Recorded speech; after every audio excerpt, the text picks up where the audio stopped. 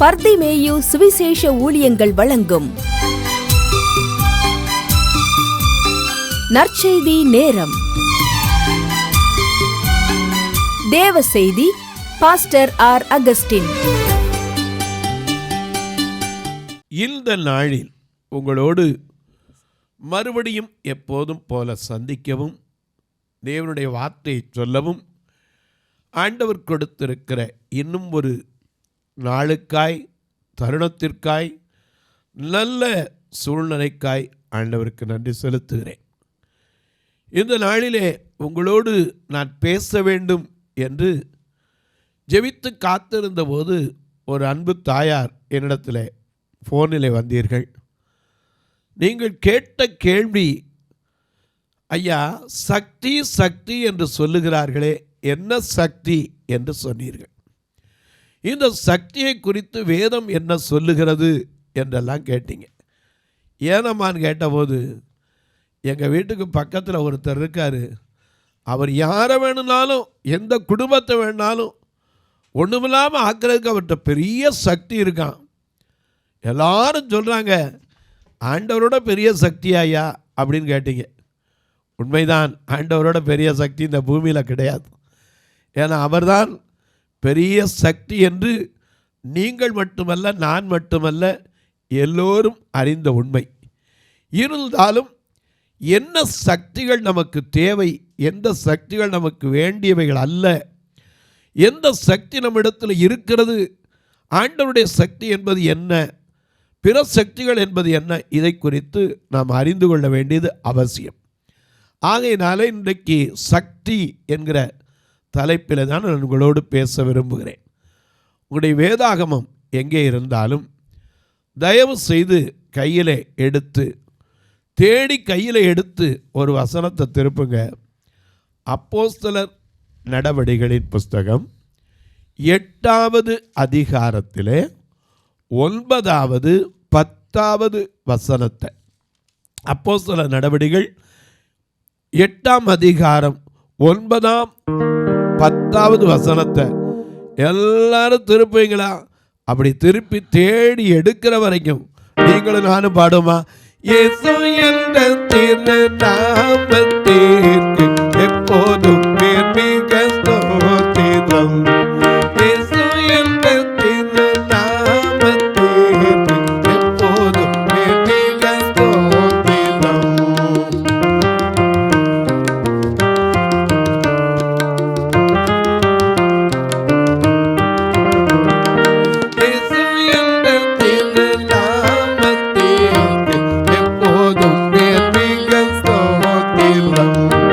இயேசு என்ற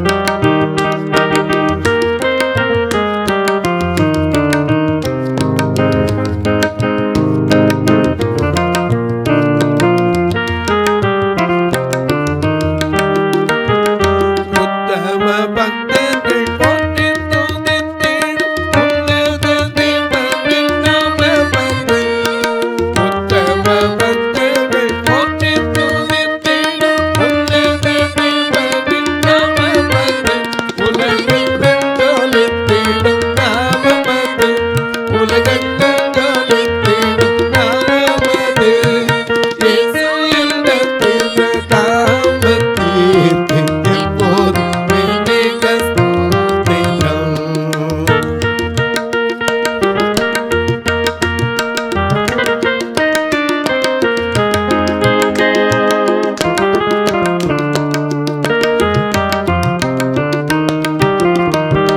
வேதாளம் பாதாளம் யாவையும் ஜெயித்த,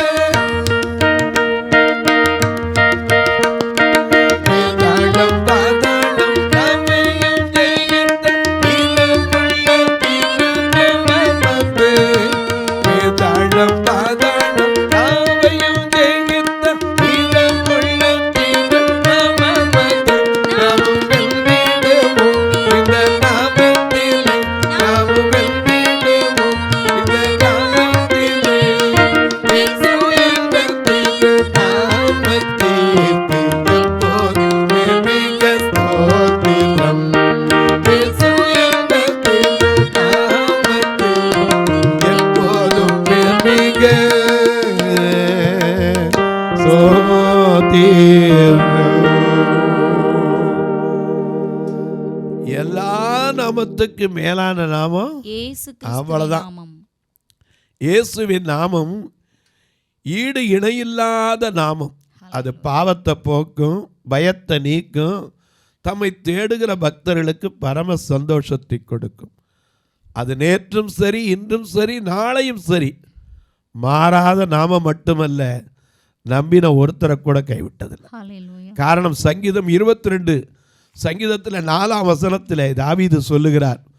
சங்கீதம் 22ஆம் சங்கீதத்தில் 4ஆம் வசனத்திலே எங்கள் பிதாக்கள் எங்கள் பிதாக்கள், உம்மிடத்தில் நம்பிக்கை வைத்தார்கள். ஆமா, ஆண்டவர் மேல நம்பிக்கை வைக்கிற ஒருத்தனும் கேட்டு போனது கிடையாது. நம்பின அவர்களை நீர் விடுவித்தீர்.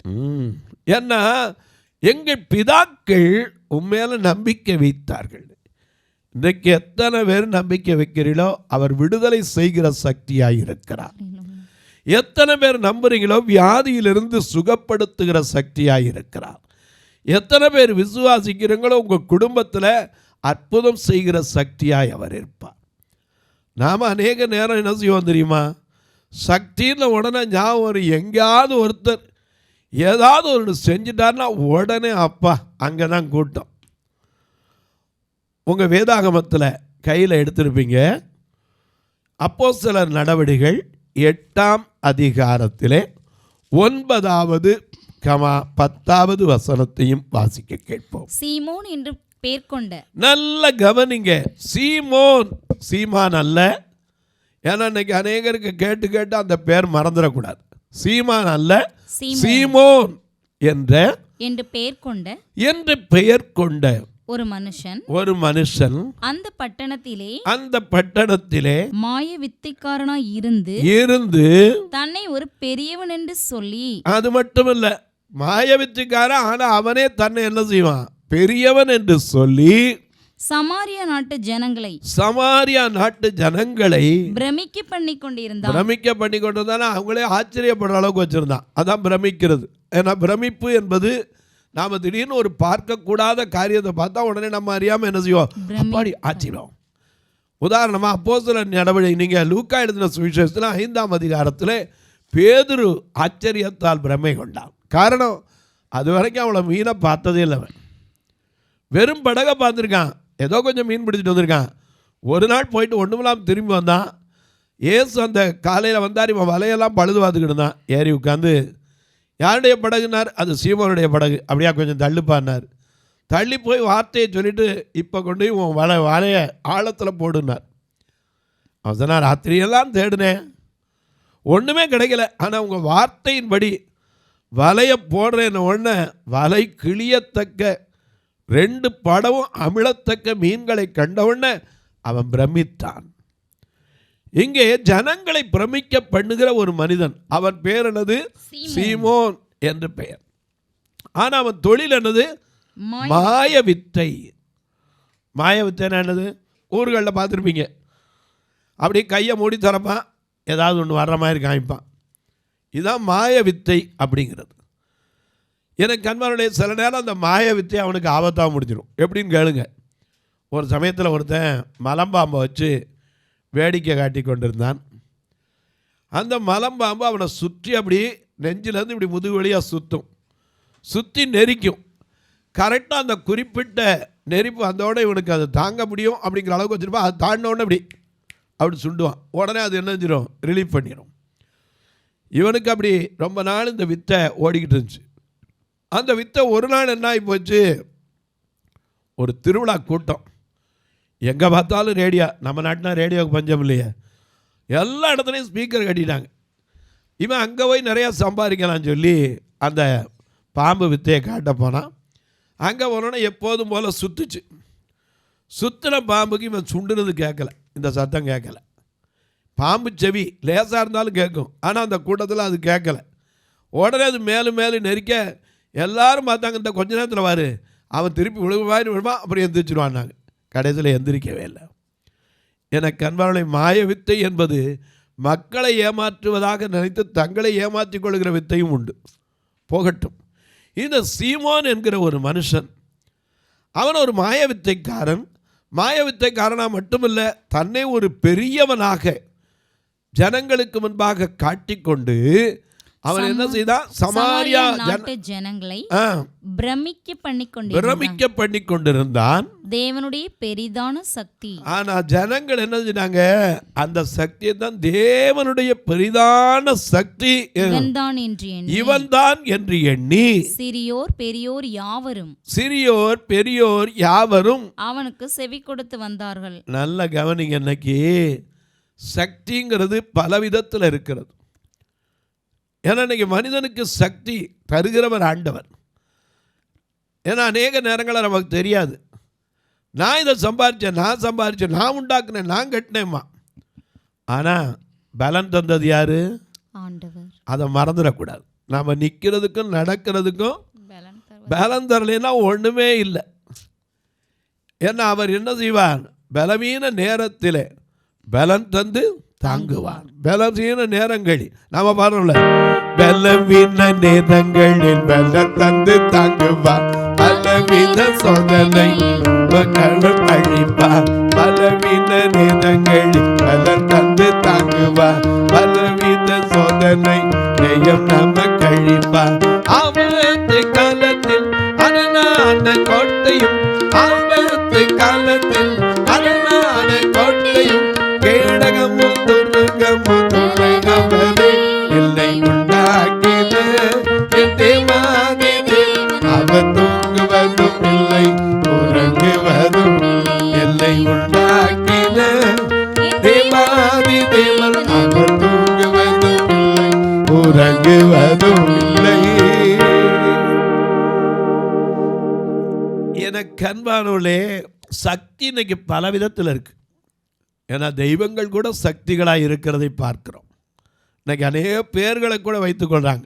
எனக்கு கண்மலை சக்தின்னு உடனே இன்னைக்கு மனுஷன் ஏதாவது ஒன்று நடந்தால் போதும் அந்த இடத்துல தான் கூட்டம் போய் நிற்கும். ஒரு சமயத்தில் ஒரு ஊழியக்காரர் இருந்தார்.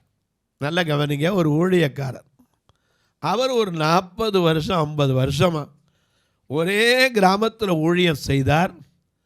ஊழியம் செய்து அவருக்கு மிஞ்சி போனால் ஒரு 67 ஆத்துமாக்களுக்கு மேலே என்ன செய்யலை, சபையில் வரவே இல்லை.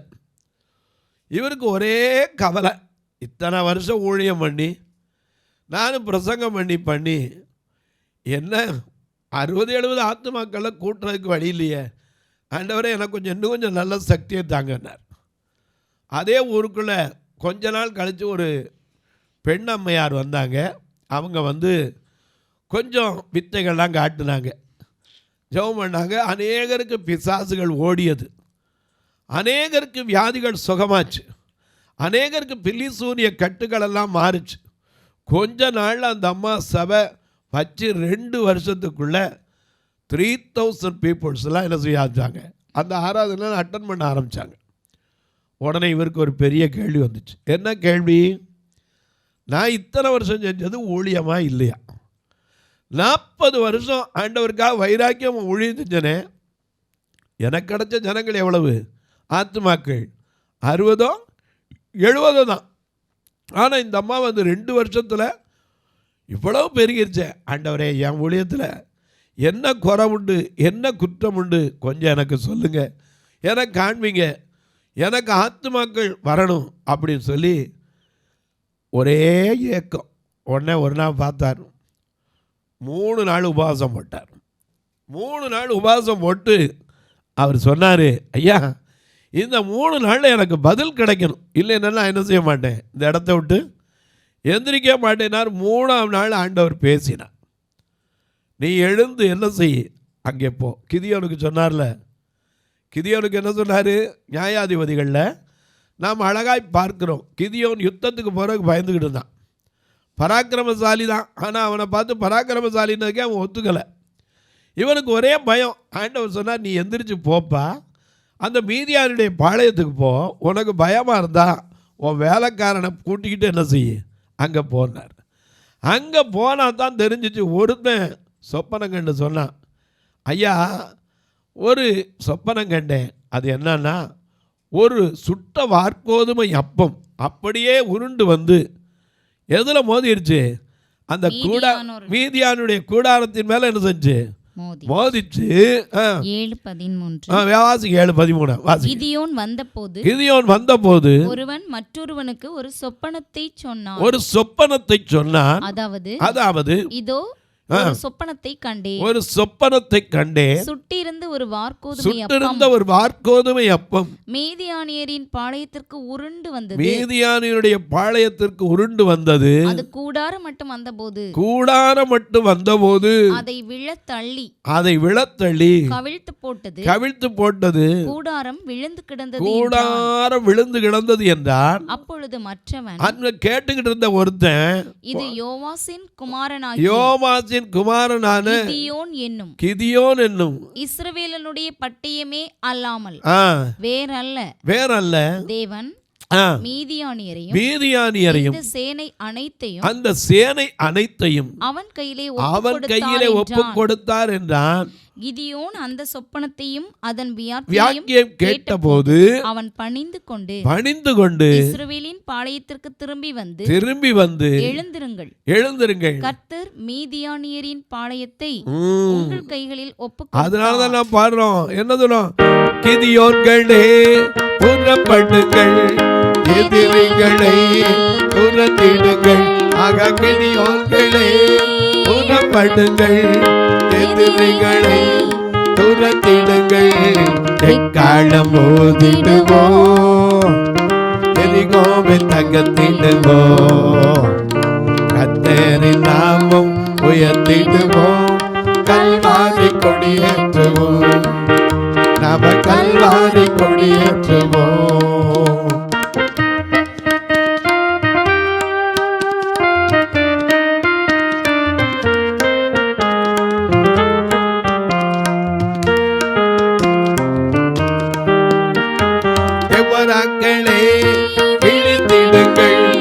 உபவாசித்து ஜெபித்திடுங்கள்.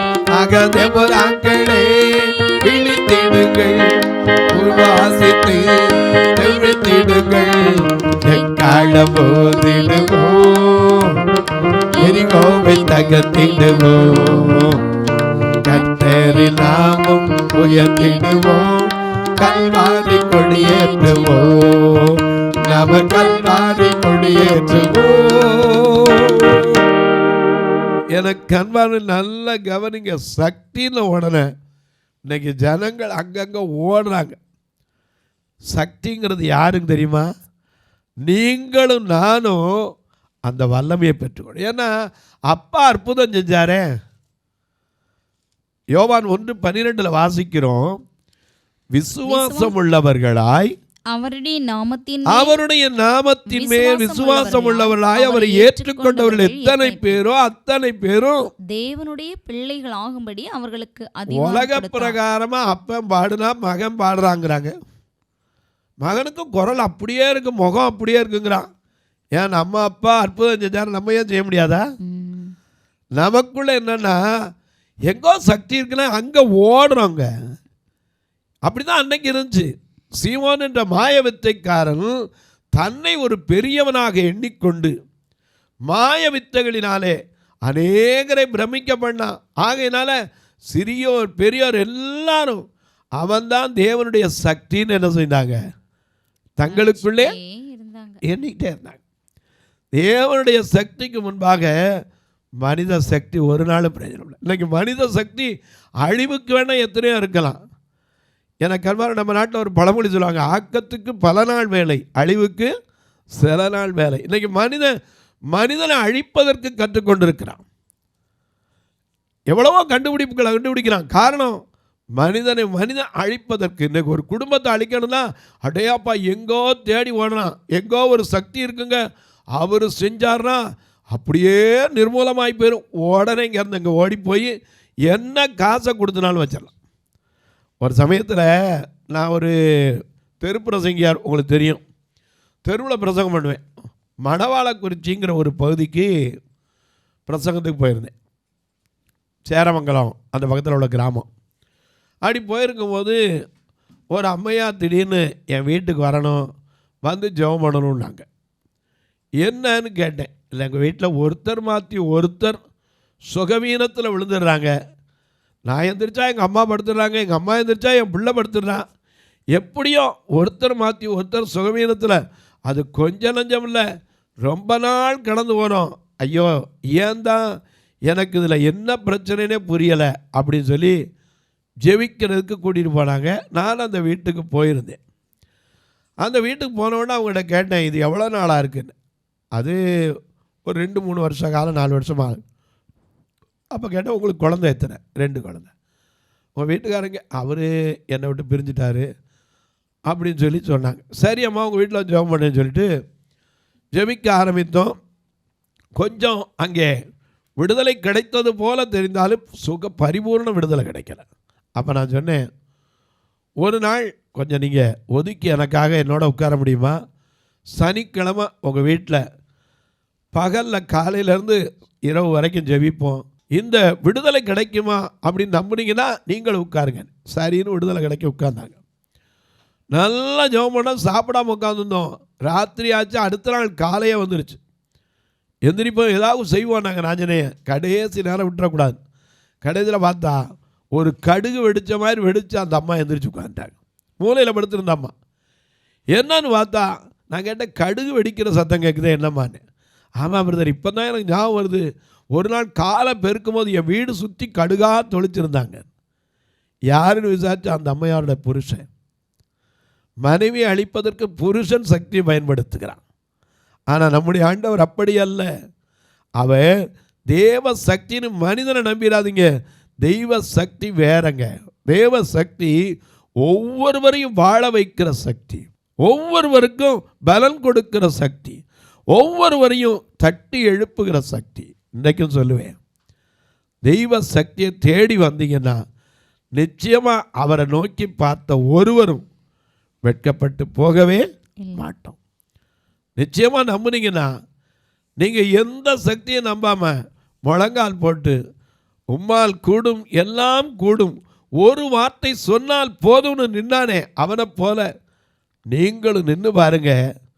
அந்த தெய்வ சக்தி வெளிப்படும் போது சுகம் பரிபூரணமாக கிடைக்கும். இந்த நாளில் இந்த சக்தியை குறித்து உங்களோடு அதிக காரியத்தை நான் பேசணும். அநேக நேரங்களில் இந்த சக்தியை குறித்து நமக்கு தெரியறதில்லை.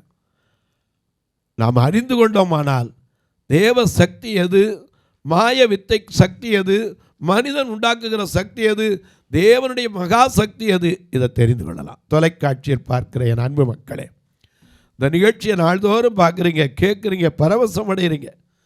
நீங்களும் கூட ஏதோ ஒரு சக்தியினால் ஆட்டுவிக்கப்பட்டு கொண்டு கூட இருக்கலாம். ஒருவேளை நினைக்கலாம், யாரோ எனக்கு ஏதோ செஞ்சுட்டாங்க, ஏதோ வச்சுட்டாங்க, ஐயோ எனக்கு ஏதோ ஒரு பிலிசூனியத்தை வச்சுட்டான்.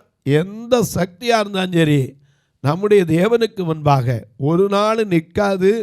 அதை நீங்கள் விசுவாசித்தா நீங்களும் என்னோட சேர்ந்து ஜெபம் பண்ணுங்க. கர்த்தர் விடுதலையை தருகிற தேவன். தொலைக்காட்சியில் பார்ப்பதோடு இல்லாமல் ஒரு வார்த்தை அந்த ஊழியத்துக்காக ஜெபம் பண்ணுங்க. அது மட்டும் இல்லை, ஒவ்வொரு நாளும் இந்த நிகழ்ச்சி வருவதற்கும் அதன் தேவைகள் சந்திக்கப்படுவதற்காகவும் ஜெபம் பண்ணுங்க. எனக்கு அன்பானுள்ளே, எங்கள் ஆலயத்தில் எப்போமாவது வந்தீங்கன்னா ஒரு நாள் வாங்க, நீங்களும் வந்து கலந்து கொள்ளலாம். கர்த்தர் ஏவினால் நீங்களும் தாங்களாம். எத்தனையோ காரியம் உண்டு, கட்டுமான பணியில் பாக்கி உண்டு. ஏன் சொல்லப்போனால் கூட்டிகிட்டு வர்றது கூட ஒரு சொந்த வேனுன்னு வைக்கப்பட முடியலை. நீங்களும் வந்து பார்க்கலாம். கர்த்தர் ஏவினால் ஒரு நாள் நிகழ்ச்சியை தாங்கலாம், ஒரு நாள் உணவு கொடுக்குறக்கு உதவலாம், நல்ல துணிமணிகள் கொடுக்க உதவலாம். ஏன் ஒவ்வொரு பார்வையற்ற குடும்பங்களுக்கு கொஞ்சம் அரிசி கொடுக்க, பருப்பு, எதுக்குனாலும் நீங்கள் உதவலாம். ஆனால் கட்டாயமெல்லாம் விசலமாயால். எப்படி பிரதர் உதவ கேட்பீங்க? இதில் 2 நம்பர் வந்துக்கிட்டே இருக்கும், ஜிபே, ஃபோன்பே. இது வழியாக நீங்கள் தொடர்பு கொள்ளலாம். என்னிடத்தில் கேட்டால் இன்னும் உங்களுக்கு என்ன காரியம் உண்டோ விளக்கம் அதற்கு பதில் சொல்லுவேன். இப்போவும் உங்களுக்காக நான் ஜெபிக்க போகிறேன். நீங்களும் அந்த ஒருமனப்பட்ட ஆவியோடு அந்த தேவ சக்தி உங்கள் இடத்துலையும் வந்து அசைவாடணும். உங்கள் குடும்பத்திலையும் இருக்கிற கண்ணீர் கவலைகள் மாறணும், வேதனைகள் விலகணும்னு சொன்னால் நீங்களும் என்னோடு சேர்ந்து ஜெபத்தில் ஒருமனப்படுவீங்களா? அன்பில் பரலோக பிதாவே, ஆசீர்வதிக்கப்பட்ட இந்த நாளிலே சக்தி என்கிற தலைப்பில் நாங்கள் தியானிக்கிறோம் சுவாமி. இன்றைக்கு எத்தனையோ சக்திகள் இருக்கிறது. ஒவ்வொரு சக்திகளுக்கும் ஒரு வல்லமை இருக்கத்தான் செய்கிறது. ஆனால் எல்லாவற்றுக்கு மேலான நாமம், வானோர் பூதலத்தோர் பூமியில் உள்ளோர் பூமியின் கீழான எல்லாருடைய முழங்கால்களும் முடங்குகிற நாமமாகி இயேசுவின் நாமத்தை எந்த இடத்துல சொல்றோமோ அந்த நாமத்துக்கு விரோதமாய் மந்திரமோ குறியோ இல்லை என்பதை கர்த்தர் ஒவ்வொருவருக்கும் அறியும்படி உடைய திருக்கரத்தை நீட்டி ஆசீர்வதிங்க. ஆக்கினைகளை அகற்றுங்க, சத்துருக்களை விலக்குங்க. இஸ்ரவேலின் ராஜா நடுவில் இருந்து இனி ஒரு தீங்கும் காணாதபடிக்கு ஒவ்வொரு குடும்பத்தையும் வழி நடத்துங்க. சுகவீனம் பலவீனத்தோடு இருப்போர், சரீரத்தில் பலவிதமான சோர்வுகளிலே பல நாட்களாய் பாதிக்கப்பட்டிருப்போர், ஐயா கண்களிலே பாதிப்பு, சரீரத்தில் பாதிப்பு, கைகளிலே பாதிப்பு, வயிற்று வலி, இன்னும் பலவிதமான பிசாசின் கட்டுக்கள் எதுவாய் இருந்தால் இயேசுவின் நாமத்தினால் அந்த இடத்தை விட்டு அகன்று போகும்படி உம்முடைய சக்தியின் பெயராய் இயேசுவின் பெயரால் கட்டளை கொடுக்கிறேன். என் நாமத்தினால் எதை கேட்டாலும் அதை நான் செய்வேன் என்றீரே. ஒவ்வொருவருக்கும் சமாதானமும் சந்தோஷமும் நிறைவும் ஆசீர்வாதமும் கிடைக்கட்டும். இயேசு கிறிஸ்துவின் ஈடு இணையற்ற வல்லமையுள்ள நாமத்தில் ஜெபிக்கிறேன் நல்ல பிதாவே, ஆமென். சபை ஆராதனை ஞாயிறு காலை 10 மணி முதல் 12 மணி வரை. இடம் பர்திமேயு சுவிசேஷ ஆலயம், அன்னை சத்யா நகர், இளமனூர் அஞ்சல், சக்கிமங்கலம் வழி, மதுரை மாவட்டம். பின்கோட் 625201 மற்றும் பர்திமேயு சுவிசேஷ ஜெப வீடு, flat number 107, Eden garden, Muthur, Tirunelveli. Pincode 627011. சிறப்பு உபவாச கூட்டம் ஒவ்வொரு மாதமும் 2வது சனிக்கிழமை காலை 10 மணி முதல் 1 மணி வரை நாகர்கோவில் YMCA ஹாலில் வைத்து நடைபெறுகிறது. மற்றும் ஒவ்வொரு மாதமும் 4வது சனிக்கிழமை காலை 10 மணி முதல் 1 மணி வரை திருநெல்வேலி புதிய பேருந்து நிலையம் அருகில் உள்ள கிரேஸ் ஹாலில் வைத்து நடைபெறுகிறது. எங்கள் எல்லா ஆராதனைகளிலும் கலந்து கொண்டு தேவனை மகிமைப்படுத்த அன்பாய் அழைக்கிறோம்.